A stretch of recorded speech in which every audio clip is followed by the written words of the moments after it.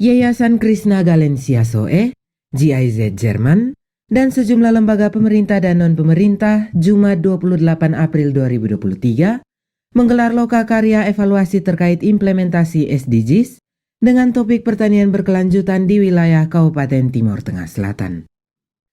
Dalam paparan materi evaluasi program tersebut, Ketua Yayasan Krishna Galensia Soe Yus Krishna Hauoni menjelaskan, kegiatan ini dimaksudkan untuk memetik pembelajaran dari pengintegrasian implementasi perencanaan SDGs di Kabupaten Timor Tengah Selatan. Menurutnya, kerjasama multipihak program pertanian berkelanjutan kini menjadi ikon pembangunan di wilayah Kabupaten TTS. Karena kerjasama multipihak ini berhasil mendorong peningkatan pendapatan 5.316 petani yang tergabung dalam 110 kelompok tani yang tersebar di 40 desa di 14 kecamatan, dengan pendapatan sebelumnya sebesar Rp845.000, kini naik menjadi Rp2.814.000 per bulan per petani. Atau kurang lebih, terjadi peningkatan pendapatan per petani sebesar 333% per bulan. Selain mendorong peningkatan pendapatan petani, pihaknya juga memfasilitasi perlindungan kerja para petani dengan BPJS Ketenagakerjaan, termasuk terus memfasilitasi keterlibatan mitra kerjasama multipihak dari lembaga pemerintah dan non-pemerintah.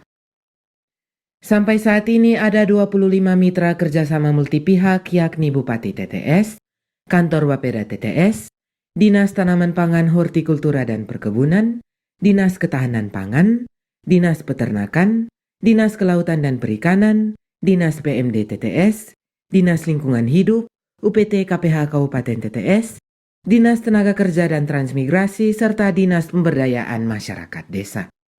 Berikutnya Yayasan Krishna Foundation, Politani Kupang, Yayasan Sanggar Suara Perempuan TTS, Ikraf Indonesia, UPP Kaum Bapak Klasi Soe, Bank BRI, PT Panah Merah, PT Primaset Agroset, CV Mutiara Kraton, CU Samamora Soe, Pelaku Pasar, RSPD Soe, KLTV News, dan kelompok tani. Sejak 21 Desember 2021, para mitra berkumpul di Bapeda dalam bingkai kerjasama multipihak menandatangani kesepakatan kerjasama multipihak untuk mendukung pemerintah dalam pencapaian tujuan pembangunan berkelanjutan, khususnya penurunan angka stunting dan kemiskinan di TTS. Saat itu 18 mitra. Hari ini kita lakukan evaluasi kemitraan yang kita lakukan di desa untuk 40 desa di 14 kecamatan, 24 mitra. Dari awal 18 mitra yang berkomitmen, hari ini dalam evaluasi ada 24 mitra yang berkolaborasi bersama-sama untuk bekerja sama menurunkan angka stunting dan kemiskinan dalam bingkai kerjasama multipihak di Kabupaten Timor Tengah Selatan melalui topik pertanian berkelanjutan. Harapan kami ke depan kita lebih memperkuat kemitraan ini dan lebih memperkuat kolaborasi sehingga kita bekerja bersama-sama dalam upaya penurunan angka stunting dan kemiskinan di Kabupaten Timor Tengah Selatan. Terima kasih. Hal senada disampaikan perwakilan GIZ Jerman Marvel Ledo. Menurutnya, kerjasama multipihak yang melibatkan 25 stakeholder merupakan aksi nyata yang telah mendorong peningkatan pendapatan petani yang signifikan.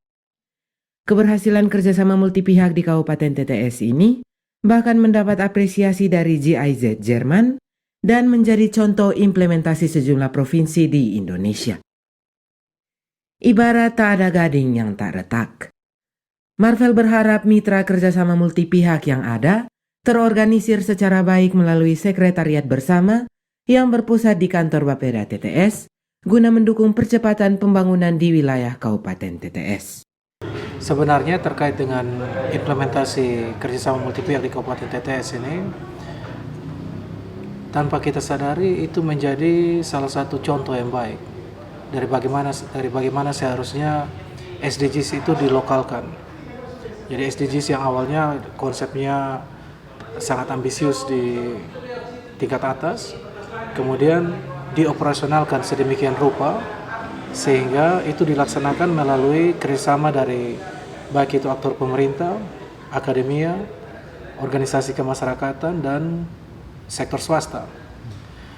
Nah, kerjasama yang efektif dari para pihak ini, yang tadi disebutkan itu ada sekitar 25 stakeholder itu sudah menimbulkan hasil yang nyata di lapangan, di mana kesejahteraan dari para petani itu meningkat cukup signifikan. Dari yang awalnya pendapatannya cuma sekitar 500 sampai 800 ribu per bulan, sekarang sudah di atas 2 juta, bahkan ada yang sampai 10 juta per bulan dan 20-an juta per bulan. Capaian ini kemudian digunakan sebagai praktek baik yang perlu disebarluaskan kepada para aktor pembangunan yang lain. Jadi diantaranya itu kita bawa keberhasilan kerjasama multi pihak di TTS ini ke Provinsi Gorontalo, ke Kalimantan Utara, ke Sumatera Barat, dan di sana responsnya itu luar biasa. Semua stakeholder yang menyaksikan pencapaian implementasi kerjasama multi pihak di Kabupaten TTS ini, mereka langsung terlucuti semangatnya untuk juga meniru hal yang sama. Sementara Kepala Bapeda Kabupaten TTS Johannes Benu SE MSI saat membuka kegiatan evaluasi implementasi kerjasama multi pihak melokalkan SDGs dengan topik pertanian berkelanjutan di wilayah Kabupaten Timur Tengah Selatan, mengapresiasi implementasi kerjasama multi pihak yang difasilitasi GIZ Jerman dan Yayasan Krishna Galensia Soe. Baginya, kerjasama multi pihak ini telah mendorong penurunan angka kemiskinan, stunting, dan sejumlah persoalan pembangunan di kabupaten setempat. Karena itu, dirinya berharap capaian yang ada terus menjadi spirit bagi semua pelaku pembangunan di daerah, guna berkontribusi bagi kemajuan pembangunan di wilayah Kabupaten Timur Tengah Selatan.